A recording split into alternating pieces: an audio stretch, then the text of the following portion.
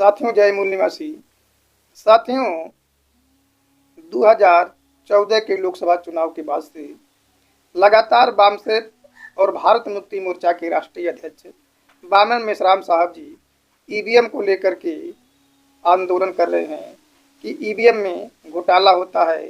EVM का शव यात्रा भी निकाला गया था। अब तो ईवीएम भंडाफोड़ रैली भी निकल रहा है।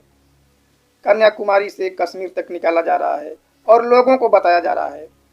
साथियों, जब 1982 में मानवर कांसीराम साहब जी ने नारा दिया था कि वोट हमारा राज तुम्हारा, नहीं चलेगा नहीं चलेगा, तो उस समय इंदिरा गांधी थी और इंदिरा गांधी ने सोची कि अब तो हम ईमानदारी से चुनाव जीत नहीं सकते हैं, ईमानदारी से हमारी सरकार आ नहीं सकती है, इसलिए अब बेईमानी से ही हमें शासन सत्ता में आना होगा।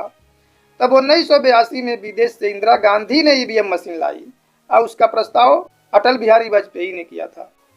तो साथियों, तो 2004 के बाद से ईवीएम मशीन में व्यापक पैमाने पे घोटाला करके कांग्रेस अपनी सरकार बनाई। फिर 2009 में भी घोटाला करके सरकार बनाई। तो बीजेपी के लाल कृष्ण आडवाणी, जीवीएल नरसिम्हा राव, सुब्रमण्यम स्वामी, ये लोग गुद्ध निगाह लगा करके रखे थे कि ईवीएम में कैसे घोटाला होता है। तो पूरा एविडेंस इकट्ठा करके और दिल्ली हाई कोर्ट में याचिका दाखिल कर दी। तो दिल्ली हाई कोर्ट ने याचिका को रद्द कर दिया। तब पुनः वही डॉक्यूमेंट लेकर के वे लोग दिल्ली सुप्रीम कोर्ट में याचिका दाखिल किए। तो दिल्ली का सुप्रीम कोर्ट ने जब ईवीएम मशीन का डेमो लिया और जब डेमो लिया तो वो भी माना कि हाँ, ईवीएम में घोटाला होता है, क्योंकि जब डेमो लिया जा रहा था तो वहाँ पे चुनाव आयोग के लोग भी थे और भारत इलेक्ट्रॉनिक लिमिटेड कंपनी जो ईवीएम बनाती है उसके भी लोग थे। तब उसमें घोटाला हो सकता है ऐसा निर्णय लिया गया।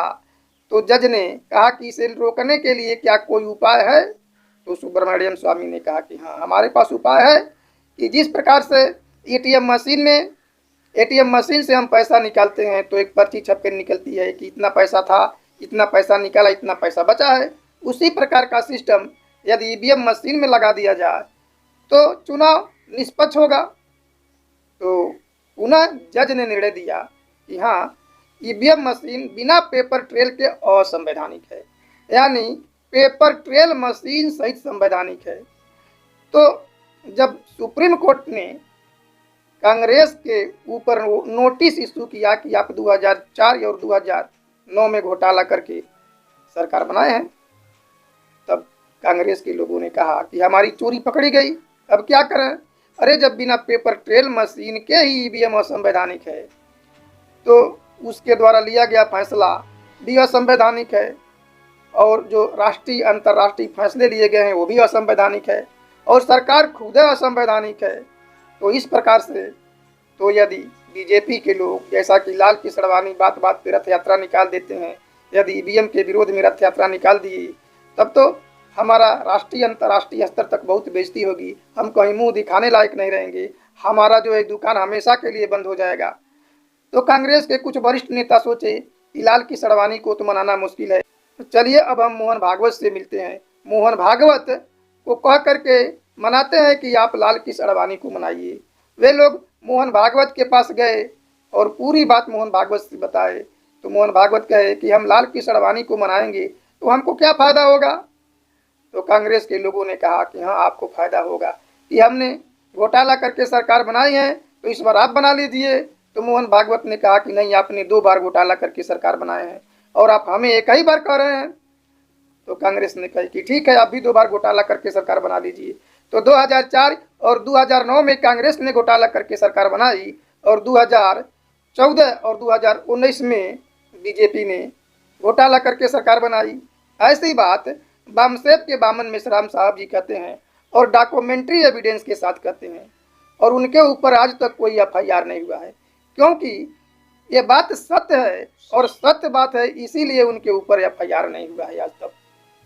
तो अब सवाल पैदा होता है कि 10 साल तक कांग्रेस राज कर चुकी और 10 साल तक बीजेपी राज कर चुकी, दोनों में समझौता था, तो अब तो समझौता पूरा हो गया है, तो क्या अब बीजेपी 10 साल के लिए कांग्रेस को मौका देगी कि चलिए अब हमारा तो आपने वादा किया था पूरा हो गया, अब आप जो है कि 10 साल के लिए राज करिए। लेकिन इधर बीजेपी वाले भी शासन सत्ता भोग चुके हैं, उनके मुंह में खून लग चुका है, वे आसानी से तो छोड़ने वाले नहीं हैं। हमको तो नहीं लगता है कि आसानी से कांग्रेस को 10 साल के लिए राज चलाने के लिए ये दे सकते हैं। हाँ, हमको आशंका है कि हो सकता है 543 लोकसभा की सीट है तो आधा आधा लोग बंटवारा कर लें कि 271 पे तुम घोटाला करो यानी बीजेपी, और 271 पे हम घोटाला करते हैं यानी कांग्रेस, और जिसका ज़्यादा सीट आ जाएगी वही सरकार बनाएगा। अगर 2-4 घटता है तो क्षेत्रीय पार्टी के सांसदों को तोड़ करके खरीद करके आपस में मिला लेंगे और हम राज करेंगे, लेकिन मूल निवासी बहुजन समाज के लोगों को आने नहीं देंगे सत्ता में। जो मूल निवासी बहुजन समाज के लोग गठबंधन करना चाहते हैं, उनके पार्टियों को शासन सत्ता में आने ही नहीं देना है। ऐसा कांग्रेस और बीजेपी की सोच है और ऐसा कर भी सकते हैं। और सबसे दुख की बात है कि इधर जो मूल निवासी बहुजन समाज के लोग हैं, जो छोटे छोटे क्षेत्रीय पार्टी बना चुके हैं, जिनका प्रदेश में अपना वर्चस्व है, यदि 2-4-10 प्रदेश के लोग मूल निवासी पार्टी के लोग इकट्ठा हो जाते हैं तो वे लोग अपना प्रधानमंत्री स्वयं बना सकते हैं। हम तो ये देख रहे हैं कि कांग्रेस से पुनः जो है गठबंधन करने के लिए तेजस्वी यादव, नीतीश कुमार और इधर अखिलेश यादव परेशान हैं सभी लोग। तो पहले से ही 57 साल कांग्रेस ने राज किया और हमको इस हालत में ला दिया, आज तक गुलाम बना के रखा, हमको आबादी के अनुपात में भागीदारी नहीं दिया। तो क्या जो मूल निवासी समाज के जो है कि तथाकथित नेता कहलाते हैं, क्या पुनः मूल निवासी बहुजन समाज के वोटों को कांग्रेस के झोली में डालना चाहते हैं? क्या वे लोग नेता न बन करके वे अपने समाज का दलाल बन चुके हैं कि हम अपने समाज का वोट लेकर के कांग्रेस के चाहे किसी और के झोली में डाल देंगे? अरे जब तुम लोगों को अपना शासक बनना ही है तो समझौते से शासक नहीं बन सकते हो, संघर्ष से शासक बन सकते हो, संघर्ष से एक हो सकते हो। अरे जब कांग्रेस बीजेपी के बिना तीसरा फ्रंट तैयार किया जा सकता है, जब मूल निवासी बहुजन समाज के अपने नेताओं को इकट्ठा करके एक तीसरा मोर्चा तैयार किया जा सकता है और तीसरे मोर्चे का सरकार बनाया जा सकता है, नॉन कांग्रेस नॉन बीजेपी के मिलाए, तो क्यों नहीं आप लोग बनाते हैं? क्यों कभी कांग्रेस के पीछे तो कभी बीजेपी के पीछे लघु बने हुए हैं? बामन मिश्राम साहब कहते हैं कि एक राजा राम है तो एक सीताराम है, यानी राजा राम जाएगा तो सीताराम आएगा और सीताराम जाएगा तो राजा राम आएगा। एक ब्राह्मणों की पार्टी कांग्रेस है और एक ब्राह्मणों की पार्टी बीजेपी है। एक ब्राह्मण को सर पे बैठाना है तो दूसरे ब्राह्मण को गिराना होगा, और दूसरे ब्राह्मण को सर पे बैठाना है तो पहले वाले ब्राह्मण को गिराना होगा। यानी ये सीताराम और राजा राम को बैठाना है सर पे तो सीताराम को गिराना है, सीताराम को बैठाना है तो राजा राम को गिराना है। यानी सीताराम राजा राम सीताराम, सीताराम राजा राम, ये हमारे देश में भजन चल रही है। ये मूल निवासी बहुजन समाज के लोग ही भजन गवा रहे हैं। अरे भजन ही गाना है तो अपने महापुरुषों का गाओ, अपने महापुरुषों का भजन गाओगे तभी इस देश का शासक बन सकते हो, हुक्मरान बन सकते हो, तभी अपने मूल निवासी बहुजन समाज के लोगों को आजाद कर सकते हो, वरना नहीं कर सकते हो। सत्ता समझौता से नहीं मिलता है, संघर्ष से मिलता है। तो दोस्तों, अगर ये लोग संगठन बना भी लेते हैं तो उसके पहले एक काम और करना होगा कि अब कितना ही बड़ा संगठन बना लीजिए, लेकिन जब तक आप लोग ईवीएम को तोड़ेंगे नहीं, फोड़ेंगे नहीं, तब तक आपकी सरकार आने वाली ही नहीं है।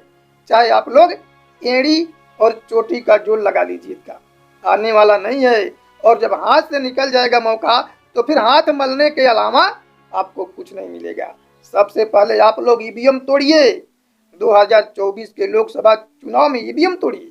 जैसे बामन मिश्राम साहब जी अपने कार्यकर्ताओं से कह दिए हैं कि हम 15 लाख जो है कि बूथों पे ईवीएम तोड़ेंगे, उनके कार्यकर्ता तोड़ेंगे।